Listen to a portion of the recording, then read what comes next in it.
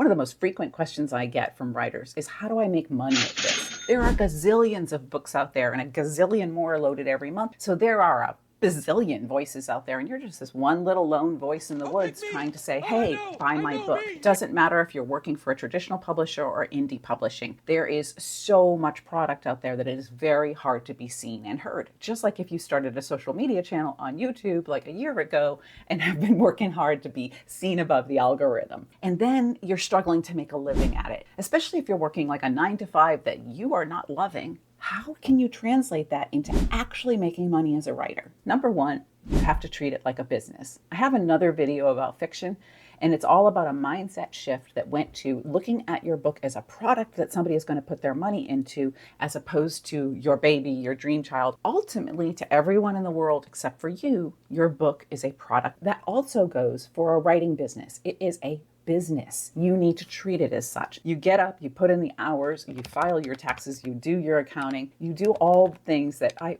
frankly hate to do, but I do them because it is a business. I'm always planning.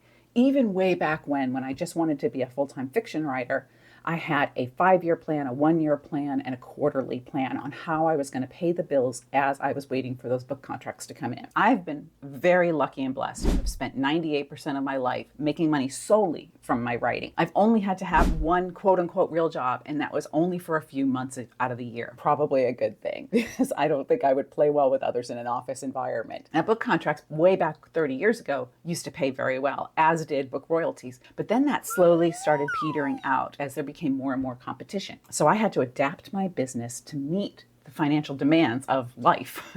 I had to put my mindset into the way of thinking like a business owner. And I had to structure my priorities based on what was bringing in the income. So you have to be prepared no matter what happens with the economy and with your business, which means putting your writing eggs in more than one basket.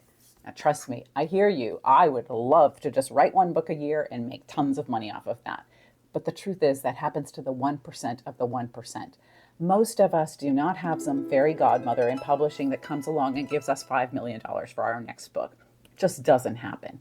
So you have to treat it like a business by looking at other streams of income. If you want to quit that 9 to 5 and just write full time, then say, okay, what else can I write besides novels? I have written through multiple recessions and learned very quickly that if you had all your writing eggs in one basket and that particular industry had setbacks and layoffs, you had no money coming in. So when I started my career as a freelancer and I was working in nonfiction at the time, I worked in multiple different types of magazines and newspapers: consumer, beauty, trade, business. And business worked out really well because people always want business news, no matter what the economy is doing. I did not niche myself into one particular kind of writing. I wrote about 401k plans and licensing rights and the newest makeup trends and parenting. I wrote about a lot of different things because as soon as I would niche myself, a magazine would fold and then I'd be out of work. I really tried to be a jack of all trades. I also freelanced with publicists and marketing agencies and did quite a lot of work there. Marketing agencies go through periods where they need copywriters and then they don't, because they'll land a big contract and then that contract will finish and so they don't need them. So it's a really great way to get some freelance money. Now,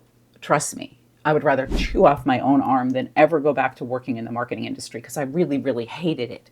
But I used that as a way to pay the bills so that I could write fiction in my spare time until the book contracts started taking off. But I have never, ever stopped looking for or accepting more work. Again, you never know what's going to happen. For instance, I had a book come out on 9/11, and that was not the time to promote the book, to talk about the book. I didn't care about the book. Nobody else cared about the book. It was a full quarter before anybody started kind of getting back to regular life, and rightly so, because that was a hugely traumatic event for the country. But when that happens, when you have a whole quarter where you don't have any sales, that hugely impacts your next royalty check. And so I all of a sudden had to scramble to kind of fill that gap of 3 months of no income, which is basically what gave birth to my nonfiction side of my business.